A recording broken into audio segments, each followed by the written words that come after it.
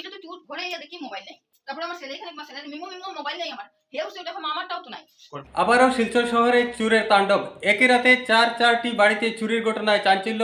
আজকের সবচেয়ে চাঞ্চল্যকর খবর, বৃহস্পতিবার দিনে শহরে চুরেরা সার্ভে চালায়। গতিবিধি দেখে রাতে শিলচর শহরের শিলচর বিলপারে চুরির ঘটনা সংঘটিত হয়। বৃহস্পতিবার সন্ধ্যা রাতে শিলচরের কনকপুর রোডের দীনবন্ধু লেন থেকে চুরের সার্ভের খবর পাওয়া গিয়েছিল। সে সময় গৃহকর্তারা দেখা মাত্রই দেওয়াল টপকে পালিয়ে যায় এক চোর। শনিবার রাতে চারটি বাড়িতে চোর ঢোকার খবর পাওয়া গিয়েছে। বিশেষ কিছু নিতে না পারলেও 2টি মোবাইল এবং কিছু টাকা ও সিসি ক্যামেরার চিপস নিয়ে পালিয়ে যায় চোর। যে পর্যন্ত কাছাড়ের বিভিন্ন প্রান্তে মাদকদ্রব্য পাচারের ঘটনার খবর পাওয়া গিয়েছে, তাই একথা নিশ্চিত এরা ড্রাগস আসক্ত হতে পারে এমন ধারণা সচেতন মহলের। তাই ছোট ছোট আসবাবপত্র এবং টাকা পয়সা ইত্যাদি বেশিরভাগ চুরি হচ্ছে।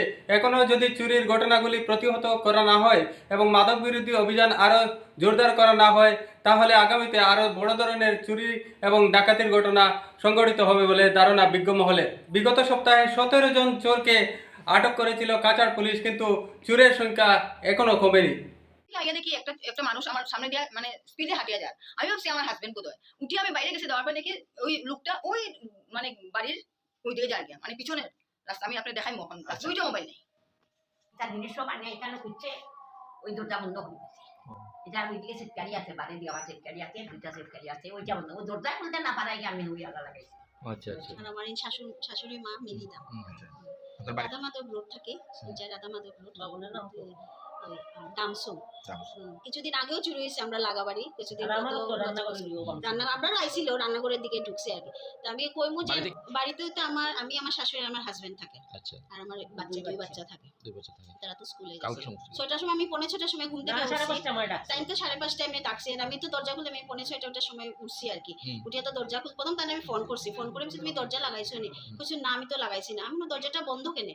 কইয়া তুমি দরজাটা না, তাই বলছি দাঁড়াও আমি খুলি। কইয়া টানটা কয়ে ওই তো তখন বুঝতে পারছি যে আমরা ঘর তো চুর ঢুকছে। তারপর আমি তারা লাগা করে ফোন করছি, ফোন করিয়া যে আমি কইরাম যে নিয়ে তুমি আও। আমি তখন স্ট্রাইক করছে, আমার হয় ঠাকুর ঘরের দিকে ঢুকছে, নয় আমরা আরেকটা পিছনের রাস্তা আছে ওই দিকে ঢুকছে। তারপরে তারারে ফোন করায়, তারা ওই ঠাকুর ঘরের দিকে ঢুকছে। ঢুকিয়া আমরা দরজা খুলিয়া দিছে, আমরা এলড্রপ লাগাই দিছে, সব এলড্রপ লাগানি। তো ওইটাই আমি আমি ঠাকুরের অশেষ কৃপা যেন এমন বড় কিছু নিছে না ঠিকই, কিন্তু হয়তো নিতে পারতো। আমরা দরজা লাগানি থেকে আমরা বাঁচে গেছি। তো আমি একটাই প্রশাসনের কাছে যাতে এটা একটু তারা খেয়াল রাখতো, মানে দিনে দুপুরে চুরি হইতেছে, কি হারে চুরি বাড়তেছে। মেইন রোডের উপরে বাসা। আমি তো কোনোদিন, আমার আজকে বিয়ার 20 বছর হয়েছে, কোনোদিন শুনছি না চুরি হয়েছে। আমার শাশুড়ি তারা গল্প করতা যে তাই বাড়ি খালি রাখিয়া যাইতা, গিয়ে কিছু হইতো না। কিন্তু এখন এইভাবে বাড়ছে চুরি, যাতে একটু সবাই দেখেন এটা। এইটাই আমি সব কইমু প্রশাসনের। রাতে তো আমি 10:30 পৌনে 11 শাশুড়ি মা একটু দেরিতে।